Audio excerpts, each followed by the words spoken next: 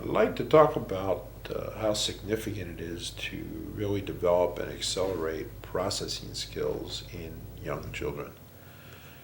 As I've mentioned in other videos and in my writings, that sequential processing, the ability to take in information auditorily and visually in a sequential fashion, is the basis of our short-term memory, working memory, and the foundation for our executive function, global maturity, and essentially our entire ability to think and function as human beings. It's incredibly easy to develop and accelerate sequential processing in typical kids, and it's vital in children with special needs that we really emphasize the development of these skills. It's important, to help understand what this all means. For example, I live in the mountains, and when we travel over the mountains with my son my youngest son when he was little, I look at the mountains and I love the mountains, and I'd say, wow, look at how beautiful the mountains are. And, he'd look at the mountain and acknowledge, yeah, that's a mountain. And, this was an ongoing thing because we'd always go over the mountains, and it's different times of day and they look differently. And I remember the day, we started to drive over the mountains, and he said, wow, Dad, look how cool the mountains look today. And that statement was a reflection of his processing reaching a point where his complexity of thought was such that he could combine different things together and develop a perception. And, he did that at a very tender age. And it was a statement that often you wouldn't hear from children who were significantly older than he was at the time, because they didn't have the development of that sequential processing, that foundation for complexity of thought, to be able to perceive that or then express that.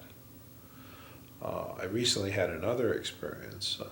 I heard from my daughter-in-law that she was talking to my 3-year-old grandson, and she referred to him as her pet.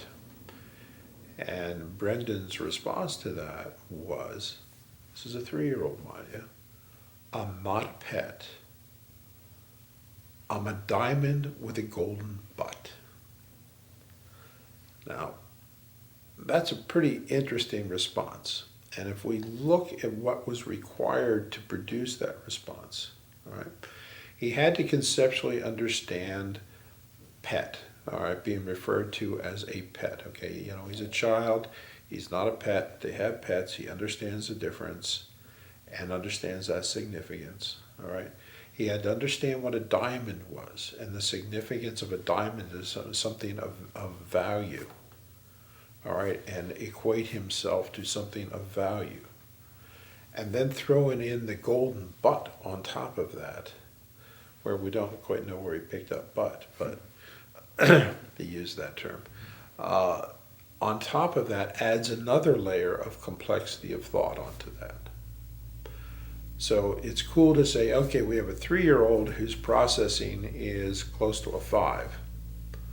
But when we look at what that means in terms of complexity of thought, that really adds a whole other level of understanding and significance to what it means to develop superior processing skills. As I look at different children and look at their function and understand the innate potential that is there, it's very, very meaningful to me to understand that we have the ability, we have the knowledge to really help develop those skills. And as parents of preschool kids, giving them a head start in life by building these processing skills, is going to establish a foundation that is going to assist them for the rest of their lives. And as parents, as you're working with your children, please understand how significant it is. It's easy to say, How big a difference is it if my child can repeat 2 numbers in sequence versus 3 numbers in sequence? It's really important, you know. And in truth, it's not just moving from a 2 to a 3, it's moving from a 2.0 to a 2.1 to a 2.2 up to a 3. And going from that 2 to 3 is neurodevelopmentally, close to a year and a half or 2 years progression in complexity of thought, ability to understand what is being said, ability to understand what they're seeing, ability to communicate, ability to take in more and more and more of what they see. The the world, in terms of the amount of information you gather from it, is a reflection of how many pieces you can process.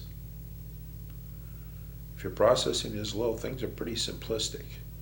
And the higher your level of processing, the greater the complexity of everything you're seeing and taking in.